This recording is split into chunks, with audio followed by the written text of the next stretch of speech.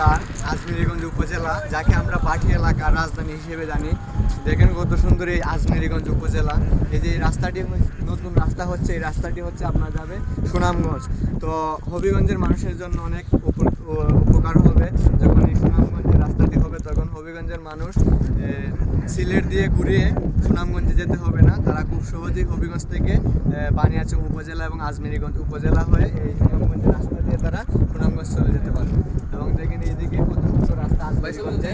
এই আজমিরগঞ্জ হচ্ছে হবিগঞ্জ, আমরা জানি 9টি উপজেলা: চুনারঘাট, বাহুবল, হবিগঞ্জ, সদর, হবিগঞ্জ, তারপরে হচ্ছে আপনার বানিয়াচং, লাখাই, তারপরে মাধবপুর এবং আপনার হচ্ছে আজমিরগঞ্জ। এই আজমিরগঞ্জ হচ্ছে সব থেকে সুন্দর। এই যে একটা চত্বর হচ্ছে, চত্বরে এই যে দেখেন ওইদিকে যে রাস্তাটি গিয়েছে, এই রাস্তাটি হচ্ছে এখন যেটা দেখতেছেন আজমিরগঞ্জের দিকে।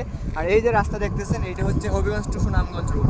এটা আশা করি খুব দ্রুত হয়ে যাবে এবং হবিগঞ্জের মানুষের জন্য খুবই ভালো হবে, যাতায়াতের জন্য খুবই সহজ হবে। আর এটি হচ্ছে আমাদের হবিগঞ্জ থেকে বানিয়াচং আজমিরগঞ্জ হয়ে আসার রাস্তা।